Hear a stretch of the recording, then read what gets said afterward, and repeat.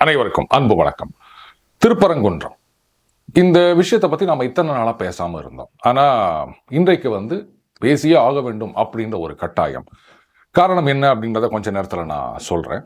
ஆனால் இப்போ இந்த பிரச்சனை பாஜக, இந்து முன்னணி, ஆர்எஸ்எஸ், சங் பரிவார அமைப்புகள் இவங்க தமிழகத்தில் மதக்கலவரத்தை தூண்டிவிட்டு அதில் அரசியல் ஆதாயம் பார்க்கணும் அப்படின்னு நினைக்கிறாங்க. இப்படித்தான் ஒரு நெரேட்டிவ் போயிட்டு இருக்கு. நிறைய பேர் இந்த மாதிரி தான் குற்றச்சாட்டு வைத்திருக்கின்றார்கள். ஆனால் உண்மை என்ன? எஸ்டி சூர்யா அவர்கள் பாஜகவை சார்ந்தவர், தென் சென்னை தொகுதியில் போட்டியிட்டு இருக்க வேண்டியவர். தமிழிசை அவர்கள் வந்ததுனால அந்த வாய்ப்பு அவருக்கு பறிபோனது. அவர் ஒரு தொலைக்காட்சி விவாதத்தில் ரொம்ப அழகா நிதானமா இதனுடைய ஹிஸ்டரி என்ன அப்படின்றத விளக்கம் கொடுத்திருக்கார். சொல்லப்போனா இந்த விஷயமே இந்து அறநிலையத்துறை, அதுக்கப்புறம் காவல்துறை, கோட்டாட்சியர்கள், வட்டாட்சியர், இந்த மாதிரி அரசு அதிகாரிகள் இவங்க லெவல்ல தான் அந்த மலைக்கு மேலே ஆடு கொண்டு செல்வது தடை செய்யப்பட்டது அப்படின்றதெல்லாம் ஆரம்பிக்குதுங்க. ஆனால் அதற்கு பிறகுதான் இதை ஊதி பெருசாக்குகின்றார்கள். ராமநாதபுரம் எம்பி அவர் போறாரு. அவர் ஒரு பேட்டி கொடுக்கிறார். சொல்லப்போனால் அந்த ஒரு காவலர்கிட்ட அவர் சில கேள்விகள்லாம் கேட்குறார். வழக்கமாக காவல் அதிகாரிகள் தான் எம்பி, எம்எல்ஏ கிட்ட விசாரணை பண்ணுவாங்க. ஆனால் இங்கே வித்தியாசமாக எம்பி காவலர்கிட்ட இது எப்படி இருக்கா, அது எப்படி இருக்கா, அது யார் சொன்னது, இது என்ன ஆர்டர்ஸ் இருக்கா அப்படின்லாம் விசாரணை செய்கின்றார். ரைட்டு, மக்களால் தேர்ந்தெடுக்கப்பட்ட ஒரு பாராளுமன்ற உறுப்பினர் இல்லையா, அதனால் அவருக்கு அதிகாரம் இருக்க தான் செய்யும். அவர் யாரை ஒன்றா கேள்வி கேட்பார். அவரை நாம் யாரும் கேள்வி கேட்க முடியாது. ஏன்னா நாம் வெறும் ஓட்டு மட்டும் தானே போட்டுறோம், நமக்கு உரிமையும் கிடையாதுங்க. இந்த நேரத்தில் ஒரு சின்ன பேரலல் ஒன்று சொல்லலாம் அப்படின்னு நினைக்கிறேன். லேட்டஸ்டே யாரோ ஒருத்தர் சொல்கிறார், இந்த மாதிரி நம்ம டெய்லி பஞ்ச் அருண் இந்த ஹோட்டலில் இதை சாப்பிட்டு இருந்தார், நான் பார்த்தேன் அப்படின்னா, ஆமாம் நான் தான் சாப்பிட்டு இருந்தேன், அந்த ஹோட்டலில் தான் சாப்பிட்டேன், என்ன இப்போ இதான் என்னுடைய பதிலாக இருக்க போகின்றது. ஆனால் அதுக்கு பதிலாக நான் சாப்பிடல, இது நான் சும்மா உக்காந்துருந்தேன், அது பக்கத்தில் ஒருத்தர் இருந்தார்ல அவர் தான் அந்த ஹோட்டலில் சாப்பிட்டாரு அப்படின்னு நான் சொன்னேன்னா அதுக்கு என்ன காரணமாக இருக்கும் அப்படின்றத யோசிச்சு வச்சுக்காங்க. ரைட், இப்போ சம்பந்தம் இல்லாத இன்னொரு விஷயத்துக்கு போவோம். இந்த ராமநாதபுரம் எம்பி அவர் மலை மீது மாமிச உணவு சாப்பிட்டார் அப்படின்னு அண்ணாமலை அவர்கள் ஒரு குற்றச்சாட்டு வைக்கின்றார். அதுக்கு எம்பி அவர்களுடைய பதில் என்னன்னா, நான் சாப்பிடல, அது கூட இருந்தவங்க தான் சாப்பிட்டாங்க, அப்படி நான் சாப்பிட்டதான் நிரூபிச்சா நான் அரசியலில் இருந்து பதவி விலகுகிறேன், அப்படி நிரூபிக்க முடியலன்னா அண்ணாமலை அவர்கள் தனது பதவியை ராஜினாமா பண்ணுவாரா அப்படின்னு கேட்டிருக்கார். ஸோ அதுக்கும் இதுக்கும், அதாவது நான் அந்த ஹோட்டலில் சாப்பிட்ட விஷயம் சொன்னாலே அதுக்கும் இதுக்கும் எந்த சம்மந்தமும் கிடையாது. ஜஸ்ட் பேரலல் ட்ராக்கில் ரெண்டு விஷயங்களை மட்டும் நான் சொல்லணும் அப்படின்னு நினைக்கிறேன். சரி, அதுக்கப்புறமா அது மக்கள் போராட்டமாக மாறுகின்றது. இந்து முன்னணி தரப்பில் அந்த ஊர்வலம், ஆர்ப்பாட்டம் அப்படின்லாம் கோரிக்கை வைக்கின்றார்கள். அதுக்கப்புறம் பார்த்தீங்கன்னா மதுரையில் 144 தடை உத்தரவு பிறப்பிக்கப்படுகின்றது. இந்த 104 தடை உத்தரவு என்ன அப்படின்னா, 3 பேருக்கு மேலே கூடினாலே அது தடுக்கப்பட்ட செயல். சரி, இது 144 அப்படின்னா ஒட்டுக்கா மதுரை முழுக்க 144, சரியா? கோர்ட்டில் கேட்குறாங்க, அது அமைச்சர் அவர்கள் அந்த ஒரு நிகழ்வு ஊர்வலம் அதுக்கு அனுமதி கொடுத்துருக்கீங்களே, அதுக்கு எப்படி கொடுத்தீங்க? 144 தடை உத்தரவு அமலில் இருக்கும் பொழுது, தட் இஸ் அப்ளிகபிள் டு அந்த எந்த ஏரியாவுக்கு சொல்லியிருக்காங்களோ அந்த ஏரியா முழுக்க. இதில் இந்த ஊர்வலத்துக்கு 144 இருந்து விலக்கு, இந்த ஊர்வலத்துக்கு 224 இருந்து விலக்கு அப்படின்றதெல்லாம் கிடையாது. அப்போ எதனால் அந்த மாதிரி அனுமதி கொடுக்கப்பட்டது? எனக்கு பதில் சொல்லுங்க. கோர்ட்டில் தான் கேட்குறாங்க. எப்படி இதுக்கு மட்டும் கொடுக்குறீங்க அப்படின்னா, இல்லை இது அந்த ஒரு அமைதிக்கு குந்தகம் ஏற்படும் அப்படின்றதுக்காக ஒரு சிலர் தடுத்து நிறுத்தப்பட்டனர். இது வேற ஊர்வலம் அப்படின்னா 144 இஸ் 144 இஸ் 144, அதை மாற்ற முடியாது. இதில் நீங்கள் இது ஓகே அது ஓகேன்னெலாம் சொல்ல முடியாது. இப்போ என்ன போச்சு, இவங்களுக்கும் பர்மிஷன் கொடுங்க அப்படின்ட்டாங்க. ரைட், பர்மிஷன் கொடுங்கன்னு சொன்ன 1 மணி நேரத்தில் ஆயிரக்கணக்கான பேர் தங்களது எதிர்ப்பை தெரிவிப்பதற்காக அங்கு கூடுகின்றனர். இது ஆளை வச்சு கூட்டிட்டு வந்த கூட்டம் கிடையாது. மக்கள் தாமாக ஒரு எழுச்சியுடன் ஒன்று சேர்ந்த ஒரு கூட்டம். இதுதான் இன்னைக்கு பல பேருக்கு வயிற்றுல புளிய கரைச்சி நிற்குதுங்க. சரி, அது அப்படியே இருக்கட்டும். இந்த விஷயத்துல முதலமைச்சர் அவர்களுடைய ஸ்டேட்மெண்ட் ஏதாவது நீங்க பார்த்தீங்களா? இல்லை, நான் பார்க்கல. ஒருவேளை நான் படிக்கிற பத்திரிகை அது வரலையா இல்லை அப்படின்னு எனக்கு தெரியல. சேகர் பாபு அவர்கள் ஏதோ பேசியிருந்தார், இன்னும் சில அமைச்சர்கள் பேசியிருந்தாங்க. இதுக்கு அண்ணாமலை அவர்கள் வந்து கவுண்டர் கொடுத்திருந்தாரு. இரும்பு கரம் கொண்டு அடக்குவோம் அப்படின்னு முருகபக்தர்கள் போய் சொல்லி நிற்கிறீங்க. அந்த கிளாம்பாக்கத்தில் ஆட்டோவில் கடத்தி செல்லப்பட்ட ஒரு பெண், அதை இது பண்ணுங்க. இந்த மாதிரி வந்து கஞ்சா விற்பனை அதிகமாகி கொண்டிருக்கின்றது. இதையெல்லாம் நீங்கள் இரும்பு கரம் கொண்டு அடக்க வேண்டும். அதை விட்டுட்டு முருக பக்தர்கள்கிட்ட போயிட்டு இது மாதிரி பண்ணிட்டு இருக்கிறீங்களே அப்படின்னு அவர் கேட்டிருக்காருங்க. முதலமைச்சர் இதில் என்ன பேசியிருக்கின்றார் அப்படின்றது என் சிற்றறிவுக்கு இதுவரை எட்டவில்லை. அவர் தானே முதலமைச்சர், காவல்துறை அவருடைய கட்டுப்பாட்டில், அவர் தானே அந்த சம்பந்தப்பட்ட அமைச்சர். சரி, இருந்துட்டு போட்டோம். இந்த பக்கம் அதிமுகவில் அப்படியே இந்த ஈயம் பூசினா மாதிரியும் இருக்கணும், பூசான மாதிரியும் இருக்கணும் அப்படின்ற மாதிரி சட்டம் ஒழுங்கை பாதுகாப்பது அரசாங்கத்தின் கடமை.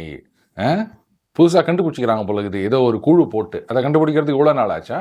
எத்தனை வருஷமாக ஆட்சியில் இருந்துக்கிறாங்க, அவங்களுக்கு தெரியாதா சட்டம் ஒழுங்கை பாதுகாக்க வேண்டியது அரசாங்கத்தின் கடமை அப்படின்னு? இன்னைக்கு இதை சொல்ல வேண்டிய அவசியம் என்ன? இது சின்ன குழந்தைக்கு கேட்டால் கூட தெரியுமா, ஆமாங்க அது அரசாங்கத்தோட கடமை அப்படின்னு. இதை சொல்றதோட முடிஞ்சுக்கிச்சா? இதில் இன்னும் சில பேர் இதில் வந்து அந்த கட்சியோட நிலைப்பாடு என்ன, இந்த கட்சியோட நிலைப்பாடு என்ன, அதெல்லாம் கேட்காம நீங்கள் அதிமுகவிட்ட மட்டும் கேட்குறீங்களா அப்படின்னா என்னங்க பண்ண உடனே அதிமுக நாங்கள் தான் பிரதான எதிர்கட்சி அப்படின்னு சொல்கிறீங்க, நாங்கள் தான் அடுத்த ஆட்சிக்கு வரப்போகிறோம், திமுகவை அகற்றப் போகின்றோம், மெகா கூட்டணி அமைக்க போகின்றோம் அப்படின்னு சொல்கிறீங்க.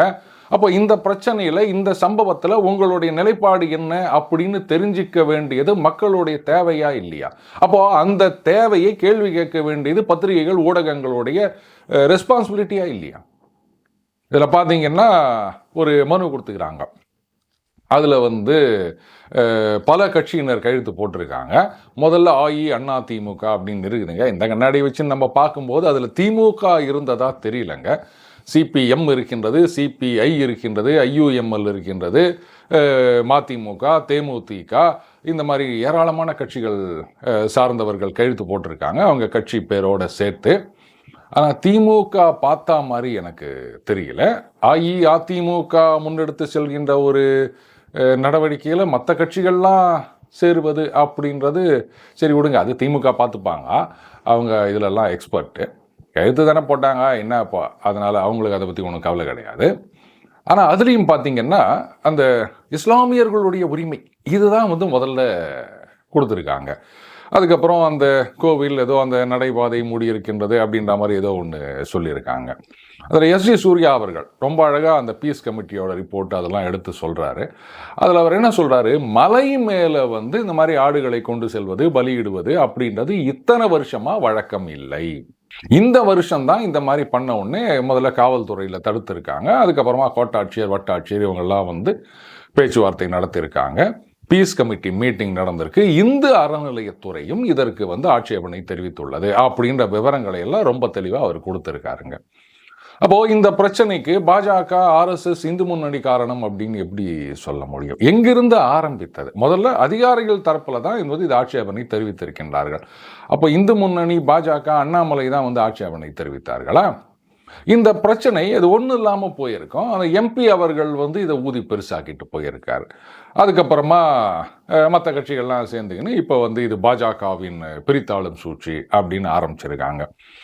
அதிமுகவுடைய நிலைப்பாடு என்னன்னு கேட்குறோன்னா அது கேட்க வேண்டிய அவசியமே கிடையாதுன்னு தான் நான் சொல்லுவேன். அது என்ன நம்ம எல்லாருக்குமே தெரியும். இவங்க ஆட்சியில் இருக்கும்போதே கந்த சஷ்டி கவசத்தை இழிவுபடுத்தியப்போ என்ன பண்ணாங்க? அவங்க எத்தனை நாளாச்சு அவங்க நடவடிக்கை எடுக்கிறதுக்கு? அதுவும் எப்படி இந்த கடிதோச்சி மில்லெரிய அப்படின்ற மாதிரி வித் கிட்ஸ் க்ளவுஸ்ன்னு சொல்லுவாங்க, அந்த மாதிரி தானே நடவடிக்கை எடுத்தாங்க. அதுவும் after so much of pressure. அவ்வளோ சுலபத்தில் அவங்க நடவடிக்கை எடுத்துல. அதனால் அதிமுகவுடைய நிலைப்பாடு என்னன்னா நம்ம கேட்கவே வேணாம். இதுதான் அவர்களுடைய நிலைப்பாடு. என்றைக்குமே வந்து அதான் ஓப்பனாகவே சொல்லிட்டாங்களேங்க, மைனாரிட்டி வாக்குகள் போயிடுச்சு பாஜகவோட சேர்ந்ததால, அதனால தான் நாங்கள் வெளில வந்துட்டோம் அப்படின்னு சொன்னவங்க அதுக்கப்புறம் வேறு என்ன மாதிரி நிலைப்பாடு எடுப்பாங்க அப்படின்னு தெரியாதா? இதைத்தான் அண்ணாமலை அவர்கள் சொல்கின்றார், இது மைனாரிட்டி அப்பீஸ்மெண்ட் அப்படின்னு. இதில் சில பேர் வந்து இது பாருங்க, தீர்ப்பு இருக்கின்றது, சட்டம் இருக்கின்றது, நீங்கள் சட்டப்படி போக வேண்டும் அப்படின்னு. சரி, அதை முதல்ல என்ன பண்ணுங்க, நீங்கள் இந்த கோட்டாட்சியர், வட்டாட்சியர் இவங்கெல்லாம் பீஸ் கமிட்டி மீட்டிங்லாம் போட்டாங்க, இந்த அறநிலையத்துறையில் வந்து ஆட்சேபனை தெரிவித்தார்கள் இல்லையா, அவங்களாண்ட முதல்ல சொல்லிட்டு அதுக்கப்புறமா பாஜக, இந்து முன்னணி இவருடைய பங்களிப்பு இல்லாமலே ஆயிரக்கணக்கான திரண்ட பொதுமக்கள் அவங்களாண்ட அப்புறமா வந்து சொல்லுங்க. ஏன்னா கரெக்ட் தானே நான் சொல்றது? சரி, இன்றைக்கு இதை பேச வேண்டிய நிர்பந்தம் என்ன அப்படின்னா, சமீபத்தில் ஒரு தொலைக்காட்சி விவாதத்தில் ஒருத்தர் பேசினதை பார்த்தேன். அதாவது இவ்வளோ நாள் வந்து பல பேர் சொல்லிட்டு வருகின்ற ஒரு விஷயம், அதை வெளிப்படையாக என்னுடைய மாநில சொல்லணும்னா பகீங்கரமாக ஒரு ஸ்டேட்மெண்ட்டாக கொடுத்துருக்காங்க. அதை கேட்ட பிறகும் நமக்கு சொரணை வரல, ஒற்றுமை வரல அப்படின்னா நம்மள மாதிரி ஒரு விளக்கெண்ணை யாருமே பார்க்க முடியாது. அதாவது இந்த திருப்பரங்குன்றம் விஷயத்தில் மதுரையில் கூடிய அந்த ஆயிரக்கணக்கான பேர் கொண்ட கூட்டம், இது வந்து கூட்டி வரப்பட்ட கூட்டம் அல்ல. இந்த அரசியல் கட்சிகள்லாம் காசு குத்து கூட்டு வருவாங்களா, அந்த மாதிரி கிடையாது. உணர்வு பூர்வமாக தாமாக முன் வந்து சேர்ந்த கூட்டம். இதுதான் அபாயகரமானது, ஆபத்தானது இப்படின்னு வெளிப்படையா பேசியிருக்காங்க. இதுல இருந்து என்ன புரியுது? நாம நம்ம கிட்ட இருக்க வித்தியாசங்களை எல்லாம் அப்படியே தூக்கி கடாசி போட்டு ஒன்னா சேர்ந்தோன்னு சொன்னா ஒரு சில கட்சிகளுக்கு இது ஆவல. அப்போ நாம அப்படியே துண்டு துண்டு துண்டா பிளவுபட்டு இருக்க வரைக்கும் தான் இவங்களுக்கு சந்தோஷம். எப்ப நாம ஒன்று சேர்றோமோ அப்பவே அடி வயிற்றுல புளிய கரைக்குது. இதைத்தான் நான் சொன்னேன். இப்படி வெளிப்படையா பேச ஆரம்பித்த பிறகும் நாம ஒன்னா சேராம இருந்தோம்னு சொன்னா நம்மள மாதிரியான ஒரு முட்டா பயிலவ இந்த உலகத்திலேயே இருக்க முடியாது. அதுக்காகத்தான் நம்மளை ஜாதி ஜாதி ஜாதியா பிரிச்சு வச்சுக்கிறாங்க. சொல்லுவாங்க ஜாதியை ஒழித்து விட்டோம். எந்த ஜாதியை ஒழிச்சிங்க? எத்தனை ஜாதியை ஒழிச்சிங்க? கணக்கு சொல்லுங்க. பாருங்க, இங்க தமிழகத்துல வந்து யாருமே பேருக்கு பின்னாடி ஜாதி பெயரை போடுவது கிடையாது. ஜாதி பேருக்கு பின்னாடி போடல. ஆனா நம்ம ஜாதிக்காரெல்லாம் வா, நமக்கு எல்லா இடத்துலையும் கோட்டா இருக்குது, நாம பதவியில் இருக்கும் போதே வந்து செஞ்சுக்கின்னு போ அப்படின்னு சொன்னதுதான் ஜாதி ஒழிச்சதா? எங்கேயோ ஒரு இடத்துல நடந்த ஜாதி மாநாட்டுல போயிட்டு நம்ம ஜாதிக்காரங்க தான் அந்த ஊரையே முன்னுக்கு கொண்டு வந்தது அப்படின்னு சொன்னதுதான் ஜாதியை ஒழித்ததா? இப்படி ஆளுங்கட்சியில பெரிய பெரிய பதவிகளில் இருக்கவங்களே ஜாதியை தூக்கி பிடிச்சு பேசும்போது, ஜாதி பெருமை பேசும்போது நீங்க தான் ஜாதியை ஒழிச்சிங்களா இல்லை ஒழிக்க போறீங்களா? இன்னும் எத்தனை நாள் தான் இப்படி ஏமாத்திட்டு இருக்க போறீங்க? ஆனா இவங்க ஏமாத்துறத நாம ஒண்ணு ஏமாந்துன்னுக்கிறோம் பாருங்க, அதுதான் மிகப்பெரிய தப்பு. ஏமாத்துறவங்க ஒரு தடவை ஏமாத்தலாம், 2 தடவை ஏமாத்தலாம். ஆனா தொடர்ந்து ஏமாத்தி நிற்கிறாங்க அப்படின்னு சொன்னா அவங்க மேல தப்பு கிடையாது. அதை கூட தெரியாம ஏமாந்து போய் நிற்கிறோம் பாருங்க, வழக்குன்னு நம்முடைய தப்பு அது. இப்போ புரியுதுங்களா? நாம ஒன்னா சேர்ந்துட்டோம் அப்படின்னு சொன்னா, அதாவது இந்த காளைகள் எருதுகள் ஒன்று சேர்ந்து விட்டால் நரிகளுக்கு பழப்பு போயிடும். அதைத்தான் வெளிப்படையா சொல்லிட்டாங்க. இது உணர்வு பூர்வமாக சேர்ந்த கூட்டம், இது மிக மிக ஆபத்தானது. யாருக்கு ஆபத்தானது? இப்படி நம்மளை பிரிச்சு பிரிச்சு பிரிச்சு வச்சு ஓட்டு சுகம் கண்டு கொண்டிருக்கிறவங்களுக்கு, அந்த மாதிரி கட்சிகளுக்கு துணை போகின்ற இந்த சோ கால்டு ஊடகவியலாளர், அதுக்கப்புறம் இந்த சித்தாந்தவாதிகள், இவங்களுக்கெல்லாம் ஆபத்து. நமக்கு நல்லது ஒன்னா சேர்ந்தா. இப்போ இதில் இன்னொன்று இப்படி ஆரம்பிச்சிட்டாங்க, அதாவது டேக் டைவர்ஷன் அப்படின்னு நம்மளை பிரித்து விடுறாங்களாம். அந்த முருகன் சுப்பிரமணியன், முருகருக்கு வந்து வடநாட்டில் எங்கேயாவது கோயில் இருக்குதா? சரி, அவன் கோயில் கட்டுறான், கட்டாம போறான், அது எனக்கு விஷயம் கிடையாது. இப்போ முருகன் தமிழ் கடவுள்னு சொல்றீங்கல்ல, இப்போ அதுக்கு என்ன பதில் சொல்ல போறீங்க? அப்போ வடநாட்டில் கோயில் இருக்குது அப்படின்னு சொன்னால் அப்போ அந்த மலை வந்து முருகன் மலைன்னு சொல்லுவீங்களா? அங்கே கோயில் இல்லாததுனால அது இல்லை அப்படின்னு போறீங்களா? என்ன லாஜிக் இது? பார்ப்பனர்கள் எத்தனை பேர் முருகன் பேர் வச்சு நிற்கிறாங்க. சரி, ரைட்டு, நீங்க தான் வந்து முருகன் தமிழ் கடவுள், ஆரிய கடவுள் இல்லைன்னு சொல்லிட்டீங்கல்ல, அப்புறம் அந்த பார்ப்பனர்கள் ஆரியர்கள்னு சொல்லிங்க, அவங்க ஏன் முருகன் பேரை வச்சு நிற்கிறாங்க நீங்க கேட்டுக்கிறீங்க? நாமளே இன்னைக்கு முருகன் பேரை வைக்கிறது கிடையாது, எல்லாமே வடமொழி பெயர்களா வச்சு நிற்கிறோம்.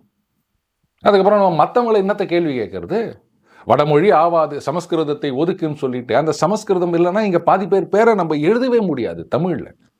இதுல இன்னொருத்தர் ஒரு கேள்வி கேட்குறாங்க, இந்த டிவோட் பிராமின்ஸ்லாம் ஏன் வந்து இந்த திருப்பரங்குன்றம் விஷயத்துல கலந்துக்கிறாங்க அப்படின்னு. இவங்க என்ன சொல்ல வராங்க? அப்போ டிவோட் பிராமின்ஸ் ஏன் கலந்துக்கிறாங்க அப்படின்னா, அப்போ நான் டிவோட் பிராமின்ஸ் மட்டும் கலந்துக்கலாம் அப்படின்னு அர்த்தமா? இல்லை பிராமின்ஸே கலந்துக்க கூடாது அப்படின்னு அர்த்தமா? இப்போ நான் கேட்குறேன், கடவுளை கும்பிடுறதுல இல்லை ஒரு கடவுள் சம்பந்தப்பட்ட விஷயத்துல ஒரு ஆர்வாட்டம் ஊர்வலம் இதில் கலந்துக்கிறதுல ஜாதி எங்கேருந்து வந்தது? அதாவது இவங்க வந்து அப்படி உள்ளுக்குள்ள இருந்து நம்ம ஒற்றுமையை குலைப்பதற்கான ஒரு சதி பண்ணின்னுக்கிறாங்க. எப்படின்னு கேட்குறீங்களா? இப்போ இதை உடனே 4 பேர் ரீட்வீட் பண்ணா, பார்த்தீங்களா, பிராமணர்களுக்கும் முருகனுக்கும் எந்த சம்பந்தமும் கிடையாது, ஒரு பிராமணரே சொல்லிவிட்டார் அப்படின்னு ஆரம்பிப்பாங்க. அதுக்கப்புறம் இது வந்து ஆரியர்கள் சதி, பாஜக சதி அப்படின்வாங்க. பார்த்தீங்களா, பிராமணர்கள் வந்து அவங்க முருகனை கும்பிட மாட்டாங்களாம், முருகனுக்காக போராட்டம் பண்ணக்கூடாதான், ஆனால் நாம மட்டும் அங்கே போய் போராட்டம் பண்ணணுமா, ஒன்னா மண்ணா இருக்கிற அம்முக்குள்ள வந்து பிரிவினையை உண்டாக்குறான் பாருங்க அப்படின்னு 4 பேர் சொல்லுவான்.